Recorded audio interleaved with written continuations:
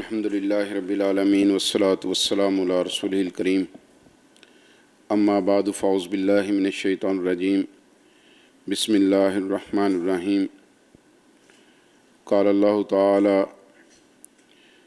واعتصموا بحبل اللہ جمیعا ولا تفرقوا۔ محترم بھائیو، میں نے یہ آیت آپ کے سامنے ایک خاص پیرائے میں رکھی۔ اللہ تعالیٰ یہ بات کہتے ہیں کہ ہم سب کے سب اللہ کی رسی کو مضبوطی سے تھام لیں اور کسی فرقے کا شکار نہ ہوں۔ یہ جو اللہ کی رسی ہے یہ اللہ کا دین ہے، اور اللہ تعالیٰ یہ بات کہتے ہیں کہ ان الدین عند اللہ الاسلام، اللہ کے نزدیک دین صرف اسلام ہے۔ اس پر علماء نے بہت بات کی ہے، بہت کچھ لکھا ہے۔ پچھلے دنوں تفسیر القرآن جو عبد الرحمن کیلانی صاحب کی تفسیر ہے، اس میں مجھے یہ بات پڑھنے کا موقع ملا کہ یہ جو دین ہے اس سے مراد مسلمانوں کا معاشرہ،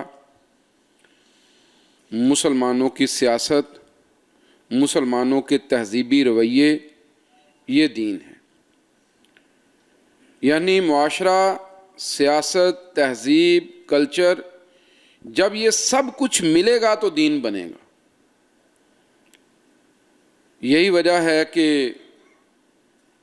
جب رسول اللہ صلی اللہ علیہ وسلم سے قیامت کے بارے میں سوالات کیے گئے کہ اللہ کے نبی قیامت کب آئے گی، تو آپ نے اس میں جو جوابات دیے نا، اس میں سے ایک جواب یہ تھا کہ قیامت تب آئے گی جب آپ کی حکمرانی نااہل لوگوں کے پاس چلی جائے گی۔ یہ صحیح بخاری کی حدیث ہے۔ پھر اسی طریقے سے عزیز بھائیو، اگر آپ پڑھتے ہیں احادیث کو اور تھوڑا سا اس میں سے گو تھرو ہوتے ہیں تو آپ کو یہ بات پتہ چلے گی کہ اسلام نے اس کے اوپر بڑی توجہ کی ہے، ان باتوں کو بہت نکھارا ہے، اس کے اوپر لوگوں کی بڑی تربیت کی ہے کہ کیسے مسلمانوں کا جو نظام ہے وہ انسانی زندگی کے اوپر اثر انداز ہوتا۔ یہی وجہ ہے کہ حکمران کے بارے میں بڑی سخت احادیث ہیں۔ اگر وہ اپنی ذمہ داریوں کو پورا نہیں کرتا، اگر وہ اپنے عوام کے حقوق کو ادا نہیں کرتا، تو پھر اللہ تعالیٰ کے ہاں وہ کیسے مجرم ہوگا۔ اور اگر آپ اسلامک تعلیمات کو دیکھتے ہیں، رسول اللہ صلی اللہ علیہ وسلم کے فرامین کو دیکھتے ہیں، تو وہاں پر آپ کو یہ بات بھی پتہ چلتی ہے کہ باقاعدہ اس کے حوالے سے ترغیب ملتی ہے، مسلمانوں کو بتلایا جاتا ہے کہ آپ نے مسلمانوں کے نظام کو کیسے ٹھیک رکھنا۔ یہ بھی صحیح بخاری کی حدیث ہے کہ رسول اللہ صلی اللہ علیہ وسلم نے فرمایا، بنی اسرائیل کی جو سیاسی رہنمائی ہے ان کے نبی کیا کرتے تھے۔ جب ایک نبی فوت ہو جاتا تو اس کی جگہ پر دوسرا نبی آ جاتا، اور میں آخری نبی ہوں، میرے بعد کوئی نبی نہیں، میرے بعد مسلمانوں کے خلفاء ہوں گے اور وہ بہت زیادہ ہوں گے۔ یہ نہیں ہو سکتا کہ اسلام ہمیں ان باتوں سے علیحدہ کر دے کہ ہم نے یہ سوچنا ہی نہیں کہ نظام زندگی چلے گا کیسے۔ ہاں، جس چیز سے ہمیں منع کیا گیا ہے، جس سے روکا گیا ہے، وہ تکفیریت ہے، وہ خارجیت ہے۔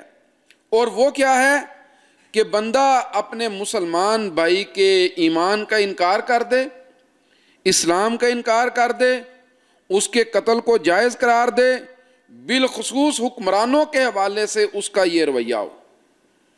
اس بات سے روکا گیا ہے، وگرنہ تو کہہ دیا گیا کہ افضل جہاد جو ہے وہ جابر سلطان کے سامنے کلمہ حق کہنا۔ پھر وہ جدوجہد جو مسلمانوں کا کسی کام اجازت، اس جدوجہد کو کرنے سے اللہ تعالیٰ کا دین نہیں روکتا۔ تو عزیز بھائیو، ہمیں اس بات کا پابند بنایا گیا ہے کہ ہم نے مسلمانوں کو ایک ایسا نظام دینا ہے جس سے یہ ملک، یہ ریاست، یہ قوم اس کی عزت میں اضافہ ہو، اس کے وقار میں اضافہ ہو۔ اب آپ ایک بات بتائیں، رشوت عام ہے، چور بازاری عام ہے، لٹا لٹائی عام ہے، عزتیں محفوظ نہیں ہیں، انصاف نہیں مل رہا، تعلیم نہیں مل رہی۔ 2.5 کروڑ بچے ایک تازہ رپورٹ کے مطابق پاکستان میں ایسے ہیں جو تعلیم گاہوں سے باہر ہیں۔ اب اس سارے کا ذمہ دار کون ہے؟ اس سارے کا ذمہ دار نظام حکومت ہے، اور پاکستان میں جو نظام حکومت ہے اس میں آپ کا آئین آپ کو اجازت دیتا ہے کہ بھئی آپ اس کے لیے کوشش بھی کر سکتے ہیں، حکمران کو سمجھا بھی سکتے ہیں اور اس کو تبدیل بھی کر سکتے ہیں۔ یہ سب باتیں عزیز بھائیو آپ کی آئینی جدوجہد کا حصہ ہیں۔ اس لیے اگر ہم اس سے لا تعلق ہو جائیں، اس کو فراموش کر دیں، اس کے لیے کوشش نہ کریں، تو پھر باتیں بہت واضح ہیں۔ رسول اللہ صلی اللہ علیہ وآلہ وسلم نے فرمایا کہ ایک وقت آئے گا، یہ مسند احمد کی روایت ہے، میں اس کا آپ کے سامنے مفہوم رکھ رہا ہوں، کہ امانت دار کو خیانت کرنے والا سمجھا جائے گا، خیانت کرنے والے کے حوالے امانت کر دی جائے گی، اور رویبضہ تمہارے حکمران ہو جائیں گے۔ لوگوں نے کہا اللہ کے نبی رویبضہ کون ہیں؟ تو آپ نے فرمایا نالائق نااہل لوگ۔ تو جب کام کے لوگ اپنا کردار ادا نہیں کریں گے تو پھر کوئی نالائق کردار ادا کرے گا تو وہ آگے آ جائے گا۔ اس لیے عزیز بھائیو یہ ہم سب کی ذمہ داری ہے کہ ہم نے اپنے کام کو آگے لے کے چلنا ہے۔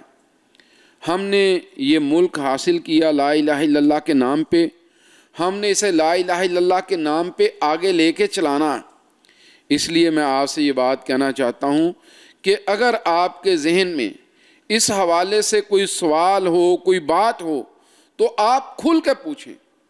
ہماری جدوجہد، ہماری کوشش، ہماری کاوش اس پاکستان کے اندر ایک ایسی سیاسی تحریک کھڑی کرنا ہے، ایک ایسی سیاسی جدوجہد کھڑی کرنا ہے، وہ سیاسی تحریک، وہ سیاسی جدوجہد جو پاکستان کو اس کے نظریے سے جوڑ دے۔ اب پاکستان کا نظریہ کیا ہے؟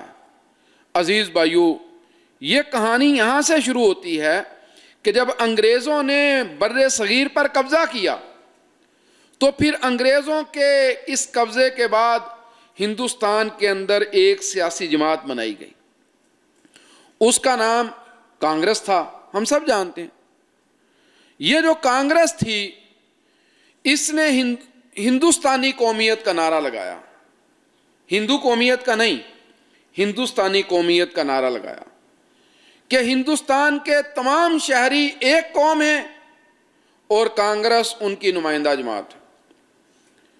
پھر چونکہ ہندوؤں کی اکثریت تھی تو وہ کانگریس کے اوپر حاوی ہو گئے۔ اب جب مسلمانوں نے اس کیفیت کو دیکھا تو انہوں نے 1906 میں آل انڈیا مسلم لیگ بنائی اور کہا کہ ہم ہندوستانی قومیت کے تصور کو نہیں مانتے، ہم اسلامی قومیت کے تصور کو مانتے ہیں۔ ہماری ایک الگ قوم ہے اور ہماری قوم کی بنیاد لا الہ الا اللہ پر ہے، ہمارے کلمہ پر ہے۔ عزیز بھائیو یہ بنیاد تھی آل انڈیا مسلم لیگ کی۔ پاکستان بنے گا، مسلمانوں کا الگ ملک ہوگا، یہ کہانی بہت بات کی ہے۔ سب سے پہلے مسلمانوں کی شناخت کا تحفظ وہ آل انڈیا مسلم لیگ کے پیش نظر تھا، اور مسلمانوں کی شناخت کی بنیاد پر مسلمانوں کے حقوق کا تحفظ۔ اس بات کو ذہن میں رکھیے گا، شناخت کی بنیاد پر مسلمانوں کے حقوق کا تحفظ۔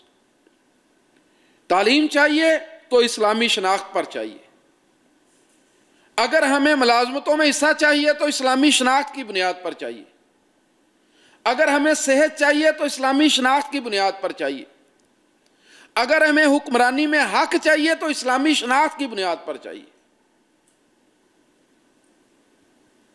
تو انہوں نے کہا ہمارے جو حق ہیں نا وہ بھی ہماری شناخت کے ساتھ جڑے ہوئے ہیں۔ یہ ہے حقیقت میں نظریہ پاکستان۔ جب اس بات کو نہیں مانا گیا تو پھر مسلمانوں نے کہا اگر تم یہ نہیں مانتے پھر ہند کا بٹوارا ہوگا، پھر ہندوستان دو حصوں میں تقسیم ہوگا اور ایک حصہ ہمارے اوپر مشتمل ہوگا، جہاں پہ ہماری اکثریت ہوگی وہ علاقہ ہمارا ہوگا۔ تو یہ جد و جہد تھی، یہ کوشش تھی، یہ کاوش تھی۔ پھر اس کے بعد یہی آل انڈیا مسلم لیگ، یہ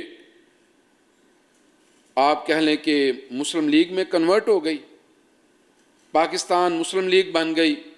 اب یہ جو مسلم لیگ تھی عزیز بھائیو، یہ حکمران جماعت تھی۔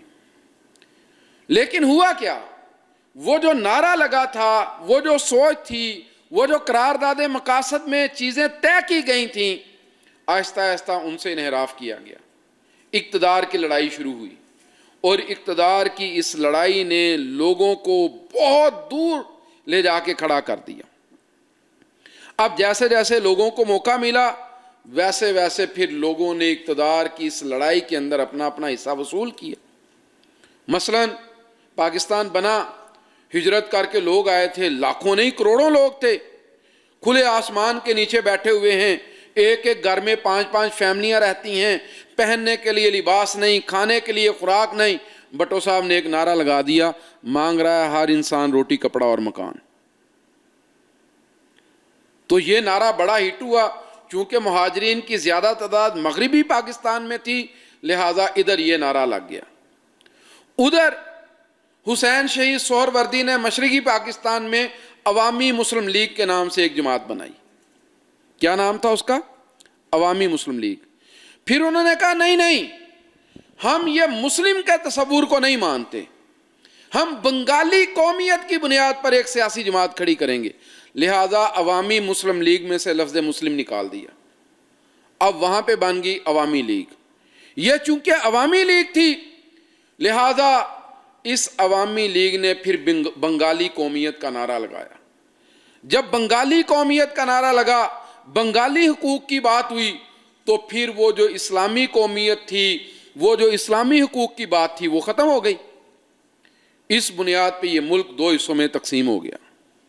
یہی وجہ ہے کہ آج ہم یہ بات کہتے ہیں، جس نعرے پہ یہ ملک بنا تھا اسی نعرے پہ یہ ملک بچے گا۔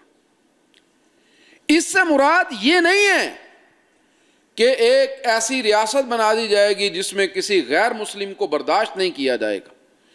میرے بھائیوں، جس میں اقلیت کو برداشت نہ کیا جائے وہ مسلم ریاست ہی نہیں ہے۔ ہم جو ملک چاہتے ہیں، ہم جو ریاست چاہتے ہیں، ہم ایک اسلامی فلاحی ریاست چاہتے ہیں، انسانوں کے حقوق کی ضامن ریاست، لوگوں کی ضرورت کو پورا کرنے والی ریاست، غریبوں کے بوجھ اٹھانے والی ریاست، کمزوروں کی مدد کرنے والی ریاست، غریبوں کی غربت کو دور کرنے والی ریاست، لوگوں کے لیے روزگار کے مواقع دینے والی ریاست۔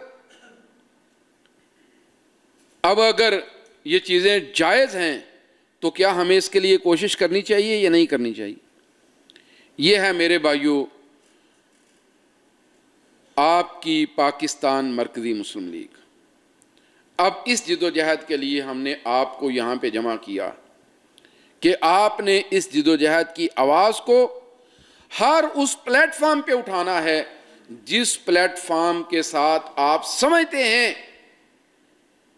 کہ یہ آواز مضبوط ہو جائے گی۔ وہ سوشل میڈیا ہے، آپ وہاں پہ بات کریں گے، وہ آپ کی مسجد کا ممبر ہے، آپ وہاں پہ بات کریں گے، وہ کوئی عوامی حلقہ ہے، آپ وہاں پہ بات کریں گے، وہ کوئی نیوز چینل ہے، کوئی ٹی وی چینل ہے، آپ وہاں پہ بات کریں گے، وہ کوئی اخبار ہے، آپ کو لکھنے کا بولنے کا موقع ملتا ہے، آپ اس میں لکھیں گے۔ عزیز بھائیو، یہ ایک آپ کہہ لیں کوآرڈینیٹڈ ایفرٹ ہوگی، سب مل کے ایک کوشش کریں گے اور ہم ایک اسلامی فلاحی ریاست کے تصور کو پیش کریں گے۔ اور یہی نعرہ ہے آپ کا کہ ہماری سیاست خدمت انسانیت۔ کیا آپ نے یہ نعرہ لگایا کہ ہماری سیاست خدمت مسلم؟ یہ نعرہ ہے آپ کا؟ آپ کا نعرہ یہ نہیں ہے۔ الفاظ ہمیشہ قابل غور ہوتے ہیں۔ آپ کا نعرہ ہے ہماری انسانیت، ہماری سیاست خدمت انسانیت، یہ آپ نے نعرہ دیا، تو عزیز بھائیو اس نعرے کی بنیاد پہ آگے چلنا، اس نعرے کو لے کے معاشرے میں کھڑے ہونا، ایک ایک طبقے تک جانا۔ جب آپ نے خدمت انسانیت کی کرنی ہے تو پھر کیا آپ اپنی سیاست میں کسی خاص طبقے کو لے کے چل سکتے ہیں؟ پھر آپ کی سیاست بھی سارے انسانوں کے لیے، پھر آپ ملک میں بسنے والے ہر شخص کو اپنا حصہ بنائیں گے۔ کوئی مسلمان ہے تب بھی بنائیں گے، کوئی کسی اور مذہب سے تعلق رکھتا ہے آپ تب بھی بنائیں گے۔ آپ سب کو اپنی سیاست کا حصہ بنا کے انسانی حقوق اس کے لیے کوشش کریں گے۔ ہاں پھر اگر وہاں پر کوئی دیکھتا ہے شخص کہ یار میں تو ایک ایسی اسلامی فلاحی ریاست میں ہوں جو بلا تخصیص رنگ و نسل مذہب کے انسانوں کی خدمت کر رہی ہے اور یہ سوچ ان کو اسلام نے دی ہے، پھر وہ اگر اسلام میں آ جاتا ہے تو ہمیں اس پر کوئی اعتراض، لیکن بزور قوت کسی کو اسلام میں داخل کرنا، کوئی گھر واپسی کی تحریک کھڑی کرنا، یہ کسی صورت بھی جائز نہیں ہے۔ تو عزیز بھائیو یہ آپ کی پاکستان مرکزی مسلم لیگ ہے۔ میں آپ سے یہ بات کہوں گا، آئیں ہم اس جد و جہد کے لیے اب اپنی صلاحیتیں اپنے وقت کو پیش کریں۔ ایک ہے میں یہ سوچوں کہ یار میں نے یہ I-8 کے اندر یہ ایک مسجد ہے اس کو آباد کرنا ہے، ایک ہے میں یہ سوچوں کہ میں نے پورے ملک کو مسجد بنا دینا۔ میری بات سمجھ آ رہی؟ ایک ہے کہ آپ یہ سوچیں کہ اس ایک مسجد کو ہم نے آباد کرنا، ایک ہے ہم سوچیں کہ ہم نے سارے ملک کو مسجد بنا دینا۔ بھئی مسلمانوں کی مسجد کیا تھی؟